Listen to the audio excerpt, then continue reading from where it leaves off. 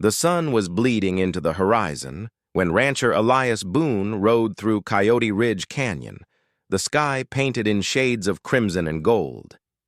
The air was dry enough to crack lips, and the cicadas hummed their last songs before dusk swallowed the desert whole. Elias wasn't out for adventure that evening. He was searching for a lost calf that had strayed from the herd. The wind carried the scent of dust and sagebrush, familiar smells that told him he was still in his own land. Elias Boone was a man of few words and fewer friends. The townsfolk of Red Mesa called him the Ghost Rancher because he seldom came down from his land. And when he did, he kept his hat low and his answers shorter than the spurs on his boots. He had known loss, the kind that hollowed a man out. His wife, Clara, and their unborn child had been killed years ago when Apache raiders struck his ranch. Since then, Elias had sworn to stay alone, far from people, far from pain. That's why, when he heard a voice echo through the canyon, he thought it must have been a trick of his mind. The cry was faint at first, carried on the shifting wind, soft but soaked in desperation. "Please," it said. Then silence. Elias pulled on his reins, his horse Dusty stamping nervously at the ground. He scanned the canyon walls. Red rock, thorny brush, nothing else. Then it came again, this time louder and broken by sobs. "Please, I'm begging you!" Every instinct told him to ride away. This land was haunted with echoes of the past, screams, gunfire, the cries of the dying. But something in that voice was different. It wasn't rage. It was terror, human terror. He kicked Dusty into a trot, following the sound through a narrow pass where the canyon dipped low. The wind whistled through the stone like a dying flute. Then he saw it, something half buried in the sand near a cluster of rocks. At first he thought it was a coyote carcass, but when he dismounted and crouched down, he froze. It was a woman. Her face was pale under layers of dirt and blood, her dark hair tangled with twigs and dried mud. Her wrists were bound in rawhide, her ankles too. She had been left there to die. Her lips moved faintly, trying to speak, but no sound came out. Elias knelt beside her and felt for a pulse. It was there, faint but steady. He sliced through the rawhide with his hunting knife. As the bonds fell away, her body twitched, a reflex of pain and exhaustion. When he turned her over gently, her eyes fluttered open, dark and glassy. She looked at him as if unsure whether he was real or another ghost in the canyon. "Easy," he muttered, voice rough. "You're safe now." Her lips parted, and the single word that came out sent a jolt through him. "Water." Elias pulled his canteen from the saddle and held it to her mouth. She drank greedily, coughing after each gulp, but refused to let go.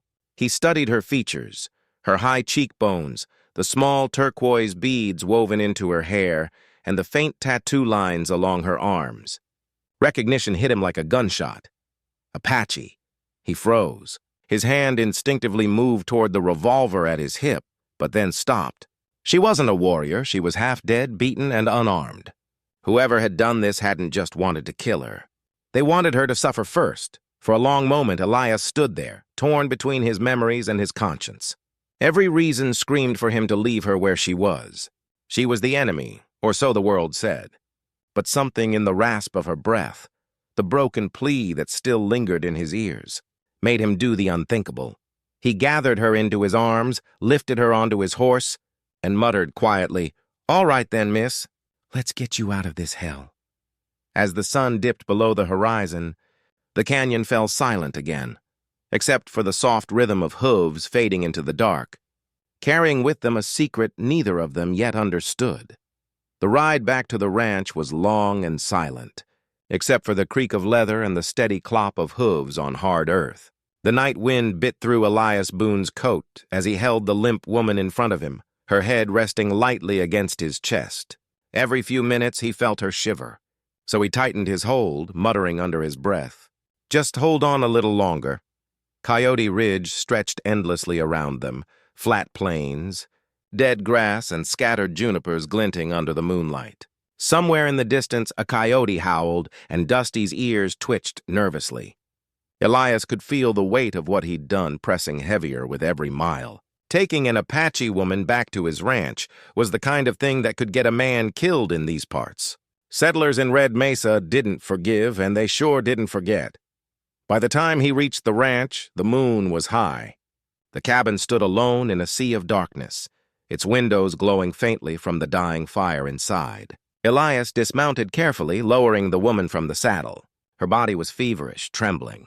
He carried her inside, laid her on the old cot near the hearth, and threw more logs on the fire. For a long time, he just stared at her, unsure what to do next. She looked fragile, like a bird with broken wings. Her clothes were torn and caked with dried mud, her wrists red and raw from the bindings. He fetched a basin of water, tore an old shirt into strips, and began cleaning the wounds on her arms and face. As he dabbed the cloth across her forehead, she stirred and whispered something too soft to understand. He leaned closer, and her cracked lips formed a name. Taya. He frowned. "That your name?" Her eyes opened slightly, two deep pools of darkness that glimmered in the firelight. She nodded weakly. Then she tried to push herself up, panic flashing in her gaze when she saw him hovering above her. Elias raised a hand slowly. "Easy, you're safe. No one's gonna hurt you here." She hesitated, scanning the room, the rough log walls, the rifle above the door, the boots by the hearth. Her breath came in short, sharp bursts. Why did you bring me here?" she croaked. "Because you were dying out there," he said simply. "Didn't seem right leaving you for the buzzards." Taya looked at him for a long time, confusion and suspicion flickering across her face. "You're a white rancher," she finally said, voice hoarse. "Men like you don't help women like me." Elias didn't answer right away. He poured her another cup of water, his jaw tightening. "Maybe men like me ought to start." Silence stretched between them. The only sound was the crackle of the fire and the soft moan of the wind outside. When she finally spoke again, her voice trembled with something between fear and shame. "They came at night, traders.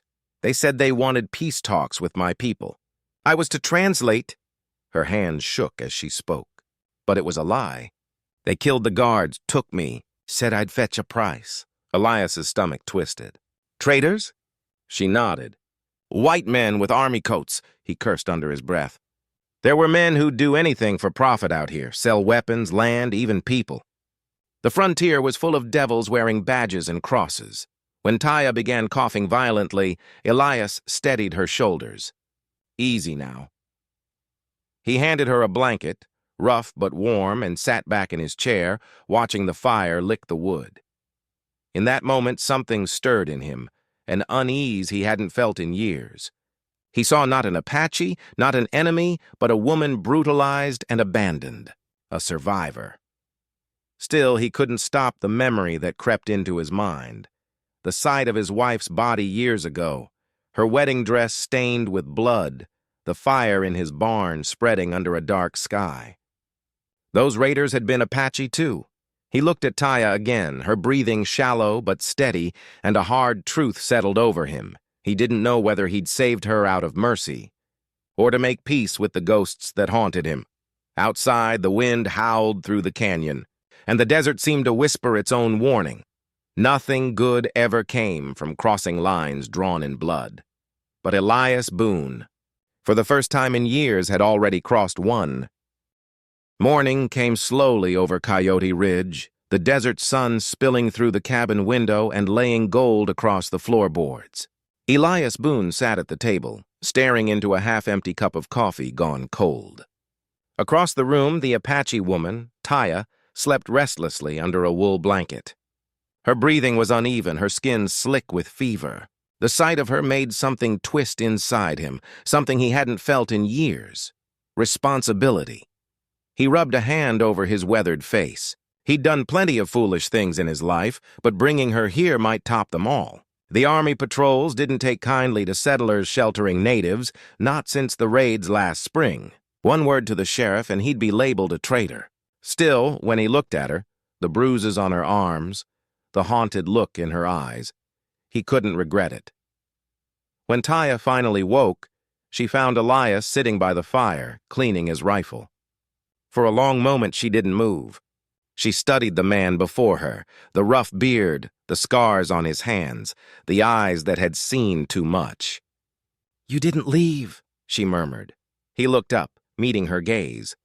"Wasn't planning to." "You should have," she said quietly. "If they find me here, they'll hang you with me." Elias shrugged. "If they find you here, it means I didn't do my job right." Something flickered across her face, part disbelief, part gratitude, but she said nothing. She tried to sit up, wincing at the pain in her side. Elias rose and poured water into a tin cup, handing it to her. Their fingers brushed for a moment, and both drew back quickly as if burned. She sipped the water, her eyes darting toward the door. "You hate my people," she said suddenly, not as a question but as a statement. Elias froze. The rifle in his hands went still. "I don't—" He stopped himself, the lie catching in his throat. "I did once," he admitted. Her gaze didn't waver. "Because of what happened to your family." He looked at her sharply. "How do you know about that?" "Everyone in Red Mesa talks," she said softly. "They say the Boone Ranch burned the year of the big raid.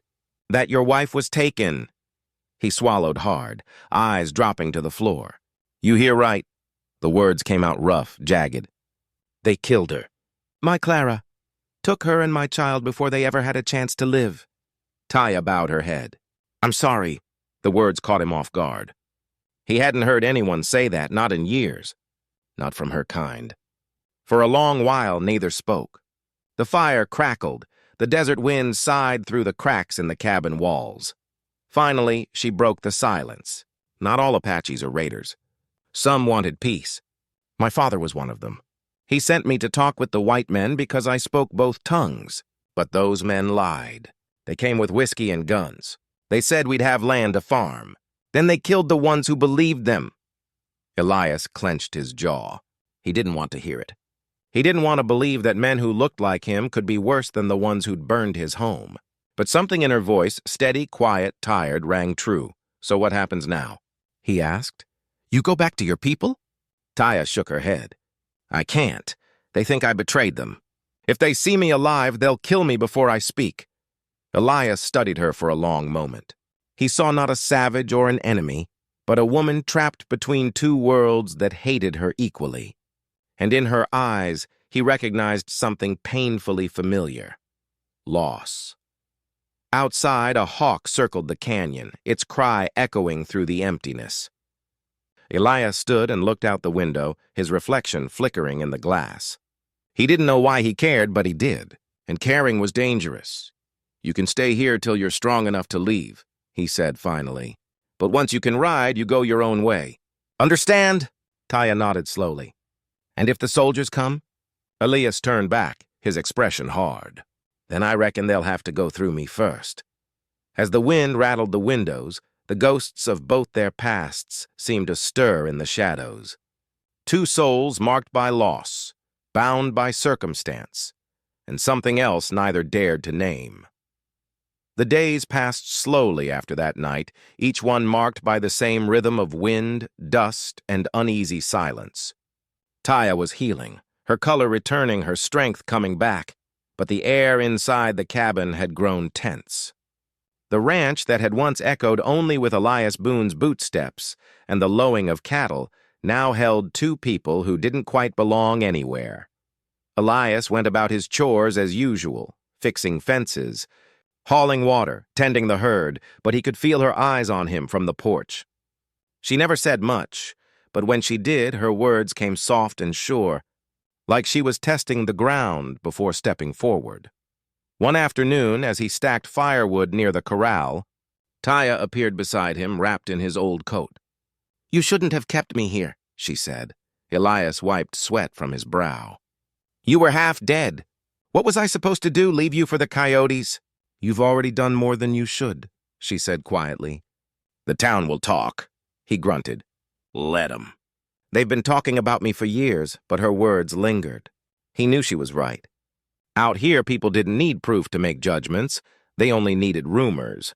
And rumors traveled faster than horses. By the fourth day, he'd already caught Sheriff Colby Tate riding near the edge of his property. Tate was a tall man with sharp eyes and a smile that never reached them. That evening, he showed up at the ranch, hat in hand, claiming he'd come to check on a friend. Elias didn't buy it. "Well, I'll be damned," Tate said as he stepped into the cabin, looking around. "You finally cleaned this place up. You expecting company?" Elias crossed his arms. "Ain't had much time for cleaning lately. Been busy with the herd." Tate's eyes flicked toward the closed bedroom door, where Taya lay resting. "You've been buying a lot of supplies in town, Boone. Bandages, medicines, food enough for two. You nursing a sick cow or something else?" Elias's jaw tightened. "You got a point, Sheriff?" Tate chuckled and leaned on the doorframe. "Just wondering is all. Folks been seeing tracks near the canyon. Word is, a wounded Apache woman escaped from a trading post raid last week. They say there's a bounty for her." He paused, letting the words hang. "You seen anything suspicious?" Elias's voice came out low and dangerous. "You accusing me of something?" Tate smiled that snake smile again. "Not yet." He tipped his hat. "But if you hear or see anything, you best tell me first. Don't go getting yourself mixed up in Indian troubles again. Boone, the town's got long memories. When the sheriff rode off, dust trailing behind his horse, Elias stood for a long time, watching the horizon darken. His pulse thudded in his temples. He could still hear Clara's screams in his memory, still smell the smoke from that terrible night. And now he was hiding one of them under his own roof. Inside, Taya had overheard everything. She stood near the window, pale and trembling. "He'll be back," she said. "You can't lie to them forever." Elias turned to her, his expression grim. "Then I'll tell them you're gone. But you ain't walking out of here till you can stand without falling." Her voice cracked. "I can't stay, Boone. If they find me here, they'll hang you beside me." He slammed his fist against the doorframe. "Then where will you go, huh? You can't run back to your people, and the whites will kill you on sight. You'll die out there before you hit the ridge." For a moment, they just stared at each other, two worlds colliding in one cramped cabin. Her eyes shone with defiance, but also with fear. "Better I die free than live hiding," she whispered. Elias's anger faltered. He saw the truth in her words, the same truth that haunted him every night. Survival wasn't the same as living. Finally, he exhaled and looked away. "You're not going anywhere tonight," he said. "We'll figure something out come morning." Taya said nothing. She turned toward the window, watching the last light fade behind the distant canyon. Outside, the coyotes began to howl again, lonely, restless, and hungry. Inside, Elias Boone made a decision he didn't fully understand yet. He would protect her no matter the cost. And whether it was redemption or ruin waiting down that path, he'd already taken the first step. Night fell heavy over the desert, smothering the Boone Ranch in silence. The wind had died, leaving only the sound of crickets and the faint creak of the windmill turning slowly in the dark. Inside the cabin, Elias Boone sat by the hearth, cleaning his revolver for the third time that night. Sleep refused to come. The sheriff's visit still echoed in his mind like distant thunder. He knew the man would return, only next time he wouldn't come alone. Across the room, Taya lay on the cot, her face pale in the firelight. Though her wounds had mostly healed, her eyes still carried the wary alertness of someone who expected betrayal at any moment. Elias could feel it in her. She didn't trust him, not completely. But he couldn't blame her. Trust was a luxury neither of them had known in a long time. Suddenly, the horses outside whinnied, sharp and panicked. Elias's head snapped up. He grabbed his rifle from the wall and peered through the window. The moonlight painted the yard in silver, and in that pale light he saw movement. 3 shadows slipping through the fence line, low and quick. "Get down!" he hissed. Taya was instantly alert. She rolled from the cot and crouched near the wall. "Soldiers?" she whispered. Elias shook his head, checking the rifle's chamber. "No, these ain't soldiers."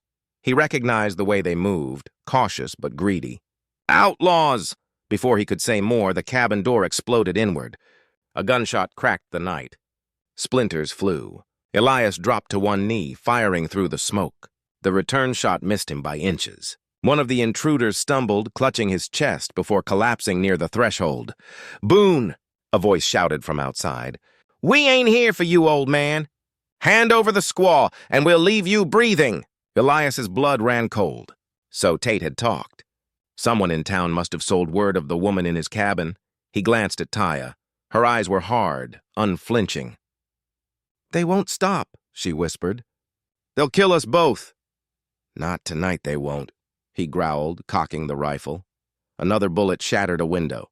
Elias fired back, the report echoing across the desert. Then, to his shock, Taya snatched the pistol from his belt and crawled toward the door. "What the hell are you doing?"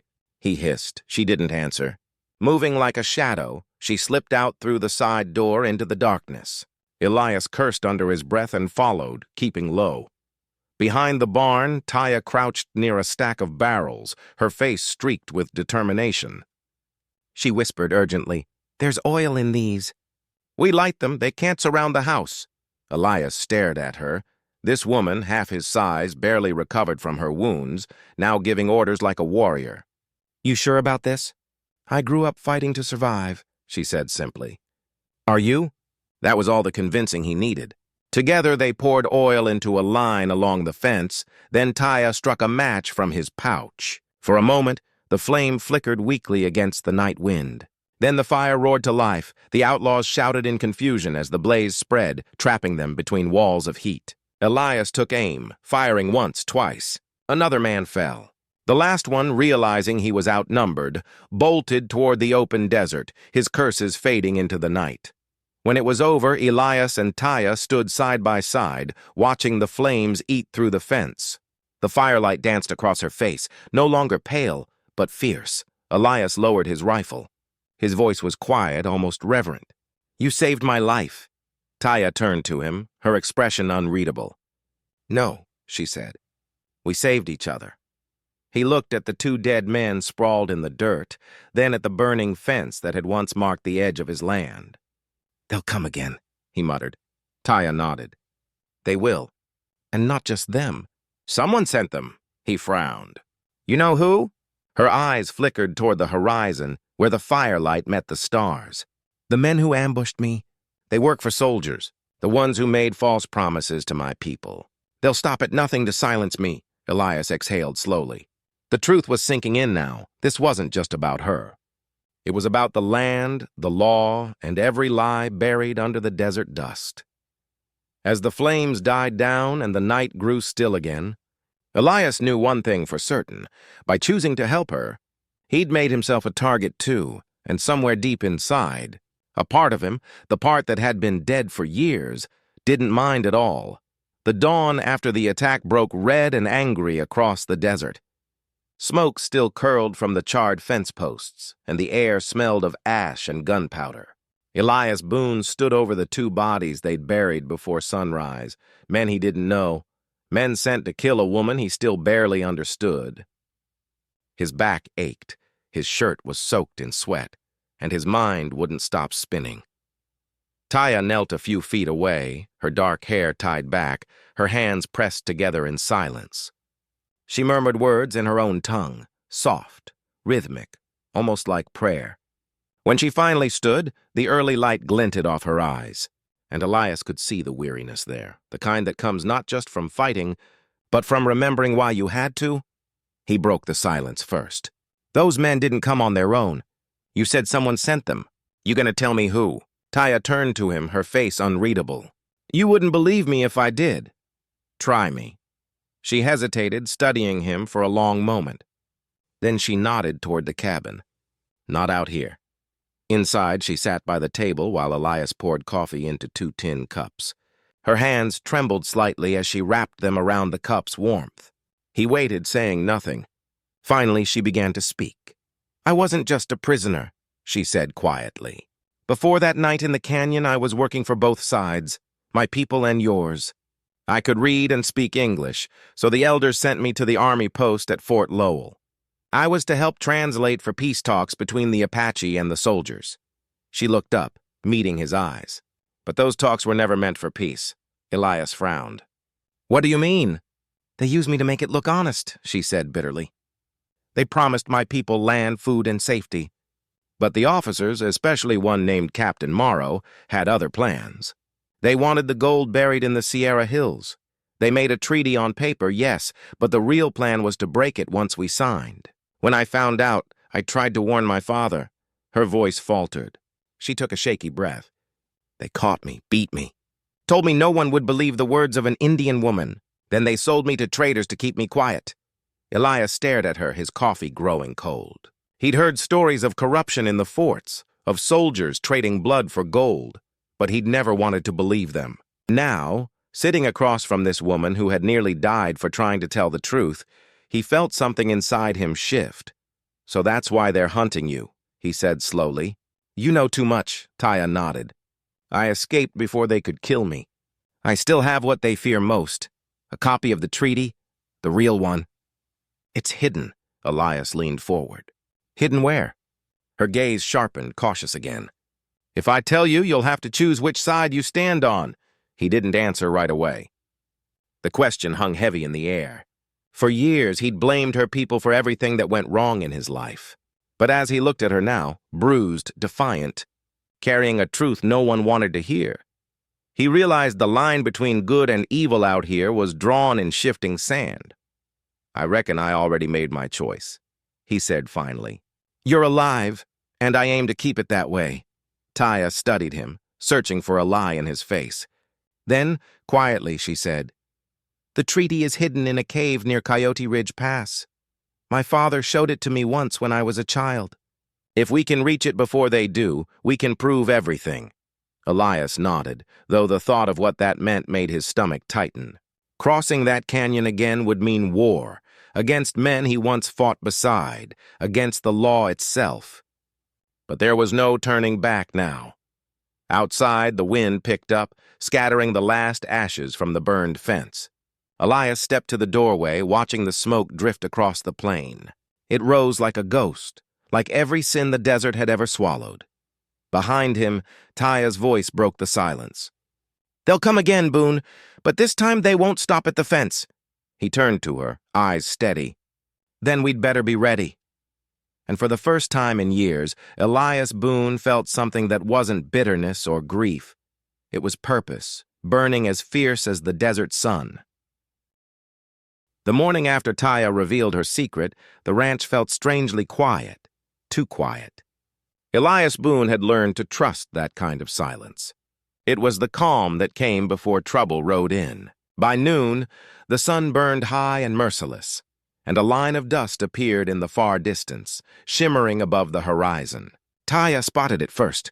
"They found us," she said softly, her voice carrying an edge of dread. Elias grabbed his rifle and peered through the heat haze. 6 riders, maybe more, moving fast. He didn't need to ask who they were. Only one kind of man rode like that, government-hired killers trying to cover the army's dirty trail. "They'll reach the ridge before nightfall," he muttered. Taya's hand gripped his arm. "Then we go now." "If they get to Coyote Ridge first, everything's lost." Elias nodded, his jaw tight. They moved quickly, packing saddlebags with jerky water ammunition. He hitched up his horse, Dusty, while Taya mounted a smaller mare from his stable. Neither spoke much. The weight of what they carried, the truth, the danger, hung heavier than their supplies. They left the ranch by the back trail, cutting across the wide desert plain where mesquite and sage twisted in the wind. The sun bled heat into the earth, and mirages danced like water over the sand. Every few miles, Elias checked behind them, watching the dust plume grow. By late afternoon, the chase was no longer distant. It was close. The thunder of hooves echoed faintly across the open land. Taya could hear them, too. Her horse snorted, ears flicking back nervously. "They're gaining," she said. Elias scanned the terrain. "There's a dry creek bed up ahead. We'll follow it north. The banks will hide our tracks for a while." They veered sharply, plunging into the narrow gulch. Rocks scraped under the horses' hooves as they raced along the winding bed. The walls of red stone rose around them like a canyon of fire. It gave them cover but also trapped the heat. It felt like riding through an oven. Suddenly, a shot cracked behind them. The bullet whistled past, splintering rock. Another followed closer this time. "They're too close!" Taya cried. Elias swung his rifle around while riding, firing once, twice. One rider toppled from his horse, but the rest kept coming. "Keep going!" he shouted. The chase roared on through the desert like a storm, hooves pounding, dust choking the air, gunfire echoing off the canyon walls. Then up ahead, the creek bed split. One path curved east toward the open desert, the other west into a maze of boulders. Elias made a quick decision. East. They'll expect us to go west. East is rougher, but it'll buy us time. They turned hard. The horses stumbled but kept their footing. After another mile, the sounds behind them began to fade. Only the dry wind and their own ragged breathing remained. They finally slowed near a cluster of ancient rocks shaped like pillars. Elias dismounted, listening. Nothing but silence. We lost them, for now, he said, wiping sweat from his brow. Taya slid off her horse, her face pale with exhaustion. How much farther to Coyote Ridge? Maybe 10 miles. But we can't ride straight there. They'll know where we're heading, so what do we do? Elias looked toward the sinking sun. We wait till dark. Move under the stars. The desert's got long memories, but at night it forgets faces. They made a small camp among the rocks. Taya unwrapped a small leather pouch from her saddlebag and sprinkled dried herbs into the fire, creating a faint, sweet-smelling smoke. Elias watched quietly as she whispered something in her native tongue. What's that for? He asked. To keep away spirits, she said softly, and to remind the desert to protect those who walk in truth. He stared into the flames, feeling a strange calm settle over him. For the first time, he didn't see her as an outsider, but as someone bound to this land the same way he was, by pain, by loss, by the endless pull of survival. When night finally came, they mounted again. The stars stretched wide above them, cold and brilliant. Elias led the way, guiding them by instinct and faint starlight. Behind them, faint and far, a new dust trail appeared again on the horizon, proof that the men had not given up. Taya whispered, They'll chase us until one of us stops running. Elias tightened his grip on the reins. Then we'll make sure it ain't us. And with that, they rode into the moonlit desert, two souls hunted by both men and fate, bound together by the promise of truth buried in Coyote Ridge. The night stretched endlessly as Elias Boone and Taya rode through the desert, guided only by the pale shimmer of moonlight. The stars above looked like scattered embers, and the desert wind whispered across the dunes like old ghosts. Every hoofbeat felt like a countdown, to discovery, to danger, to revelation. By dawn, the land began to change. Jagged rocks jutted up from the sand like the bones of the earth, marking the entrance to Coyote Ridge Pass. The air grew cooler here, heavy with the scent of sage and stone. Taya slowed her horse and pointed toward a narrow gap between two cliffs. There, she said, her voice low. The cave is hidden behind that ridge. Elias followed her gaze. It looked impossible, just more rock and shadow. But as they approached, a faint path appeared, half covered by sand and brush. The kind of trail only someone who truly knew the land could find. They dismounted and led the horses the rest of the way. The ground was rough, uneven and silent except for the occasional cry of a distant hawk. At the mouth of the ridge, a small crevice opened, almost invisible unless you stood directly in front of it. This is it, Taya said, brushing away some loose stones. My father brought me here when I was a child. He said it was a sacred place long before the soldiers came. Elias ducked his head and followed her inside. The air was cool and damp, a welcome relief from the blazing sun. The narrow passage opened into a wider cavern, where beams of sunlight slipped through cracks in the ceiling, illuminating walls painted with faded red and ochre symbols, ancient Apache markings telling stories of war, peace, and betrayal. Taya ran her hand along the drawings, her voice filled with quiet reverence. These tell of those who made promises under the sky, and how easily men broke them. Elias looked around. And the treaty? You said it was hidden here. She nodded, moving toward a section of wall where loose stones formed a small alcove. She knelt, pried a few rocks free, and reached into the hollow. When she stood again, she held a bundle wrapped in oilcloth. Her hands trembled slightly as she unwrapped it, revealing old parchment sealed with a faded wax mark, the symbol of the U.S. cavalry still faintly visible. Elias stepped closer, reading the faded words scrawled in ink. It was all there. land grants promised to the Apache, signatures of officers, and at the bottom an additional page, a hidden clause signed only by Captain Morrow. It authorized a relocation by force once gold deposits were confirmed. Elias exhaled sharply. "So it's true," he muttered. "They never meant to honor it." Taya's voice was bitter. "My father died believing his people would have peace. He trusted them." She looked up at Elias then, her eyes fierce but wet with grief. "Now you see why they can't let me live. If this gets out, men like Morrow lose everything." Elias took a step back, the weight of the discovery pressing on him. He had fought under men like Morrow once, believing he was protecting settlers and justice. But now he realized he'd been helping a lie. "So what do we do now?" he asked quietly. Taya carefully rewrapped the treaty. "We take it to someone who will listen. A judge, a newspaperman, someone who can make the truth known." "That's a long shot," Elias said. "Morrow's got men everywhere. You'll be hunted from here to Tucson." Taya met his gaze, calm and unwavering. "Then we ride fast." A faint rumble outside made them both freeze. Elias moved toward the cave entrance, rifle ready. Dust drifted through the air, footsteps, voices, the clinking of spurs. "They found us," he whispered. Taya's eyes widened. "Already?" Elias nodded grimly. "They must have tracked our horses." He turned back toward her. "There's another way out of this cave. Your father wouldn't have made just one entrance." She hesitated, then nodded, remembering. "There is. A narrow tunnel through the rocks, toward the northern slope." "Then go," Elias said firmly. "Take the treaty. I'll hold them off." Her voice broke. "No, you can't. Don't argue," he snapped. "This is what we came for." "Don't let it all be for nothing." Taya's eyes filled with tears, but she saw the determination in his face, the same fire she'd seen when he saved her the first night. She clutched the bundle close to her chest and whispered, "I'll come back for you." Elias gave her a half smile. "You'd better." As she disappeared into the shadows, he turned toward the sound of approaching men, cocking his rifle and steadying his breath.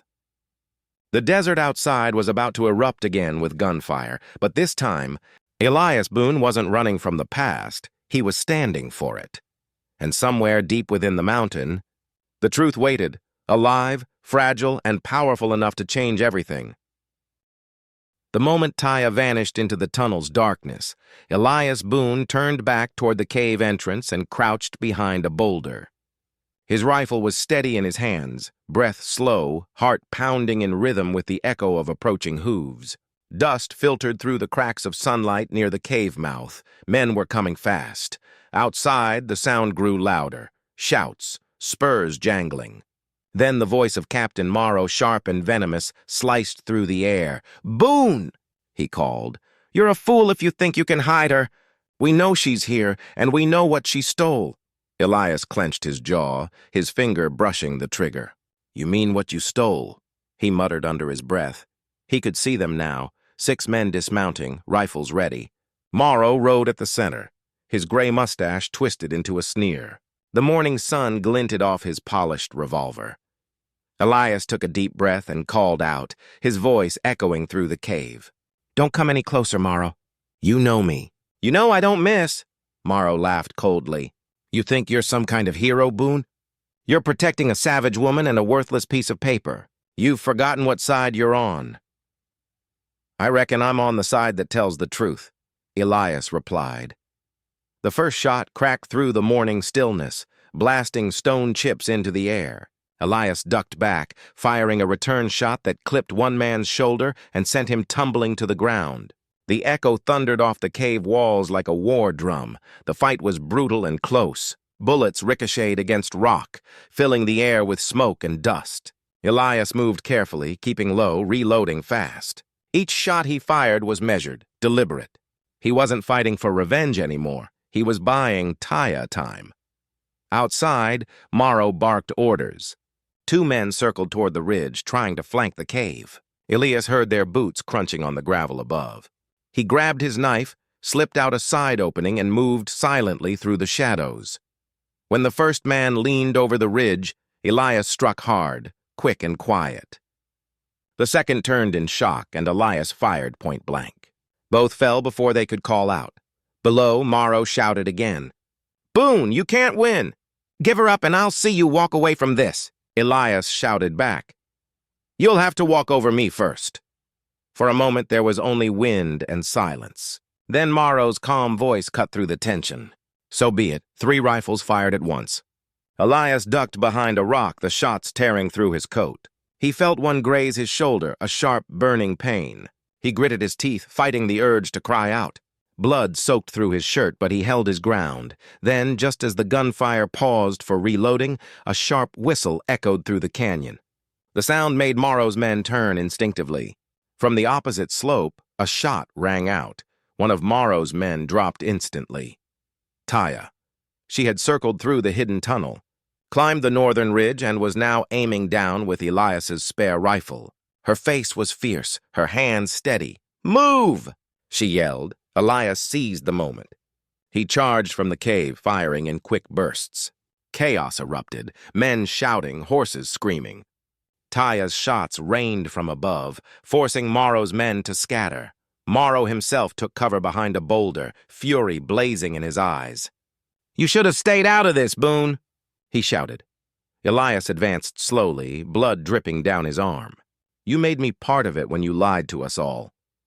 Their eyes locked. Soldier against soldier, both men forged in war, but now standing on opposite sides of truth.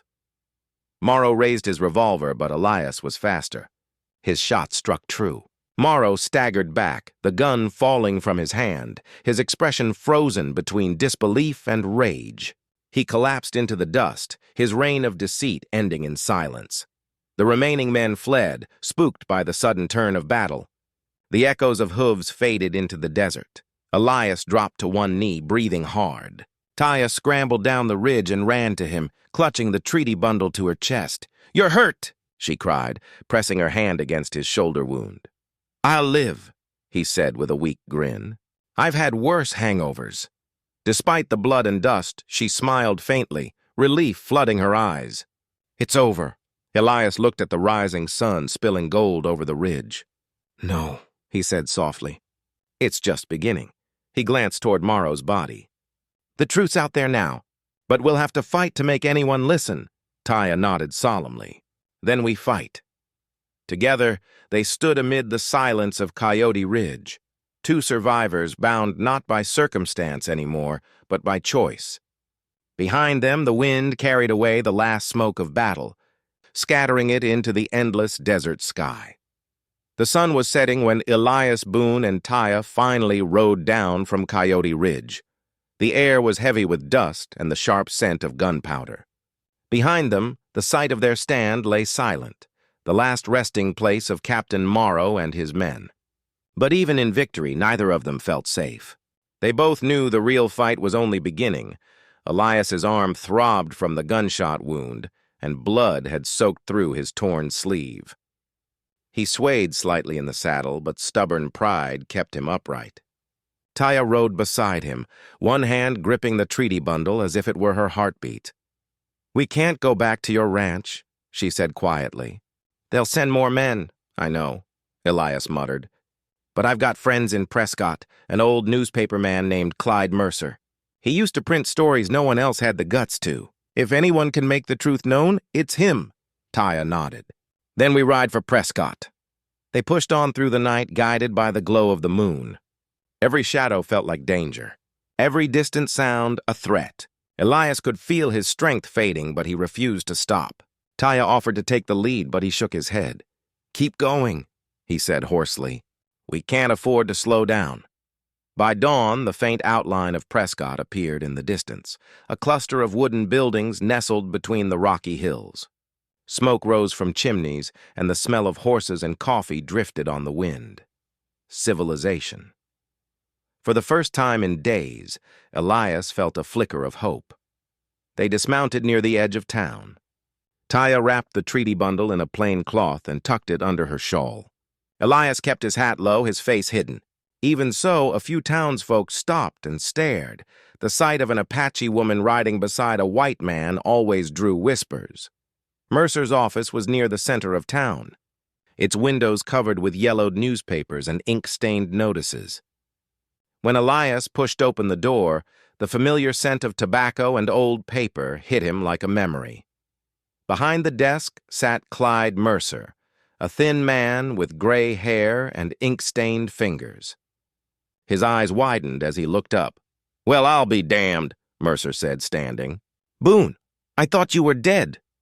"Not yet," Elias rasped, limping forward. "I've got something you need to see." Mercer's expression shifted as Elias laid the bundle on the desk. He unfolded the oilcloth and stared at the worn parchment, his brow furrowing deeper with each line he read. "My God," Mercer whispered. "If this is real, it'll tear the Army's whole story apart. Do you have any proof?" Elias nodded toward Taya. "She was there. They used her as their translator, then tried to kill her to keep her quiet." Mercer looked at her, his expression softening. "Ma'am, you understand what this means? Once this goes public, you'll both be targets. They'll call you liars, traitors. They'll send men to silence you." Taya's voice was steady. "They've already tried." Mercer hesitated, then nodded. "All right, I'll print it. But it'll take time. Paper, witnesses, distribution. You'll need to lay low until I can get it out." Elias smiled faintly. "We've been hiding half our lives. A few more days won't kill us." But as they left Mercer's office, a chill ran down Taya's spine. She caught sight of two uniformed soldiers at the far end of the street, their eyes scanning the town. One of them carried a wanted poster. She turned quickly to Elias. "They're here." He followed her gaze and cursed under his breath. Morrow's men. They must have sent word ahead. They ducked into a narrow alley, hearts pounding. From behind them came the distant sound of boots and shouts. The truth they carried, the fragile, damning proof, had already stirred the hornet's nest. Elias leaned against the wall, grimacing in pain. "Clyde'll do his part," he said. "We just gotta stay alive long enough to see it printed." Taya reached for his arm, her fingers gentle despite the urgency. "You saved me more than once," she said softly. "Now it's my turn to keep you alive." He looked at her, exhaustion mixing with admiration. "You don't owe me that." "Yes, I do," she whispered. "Because what you did today, that's the kind of truth worth dying for. But I'd rather we live to see it mean something." The two of them slipped deeper into the shadows as the sun rose over Prescott. Somewhere in town, a printing press began to hum, the start of a story that would shake the frontier to its core. But for Elias Boone and Taya, the road ahead was far from over. The truth had a price, and before the day was done, someone would come to collect it.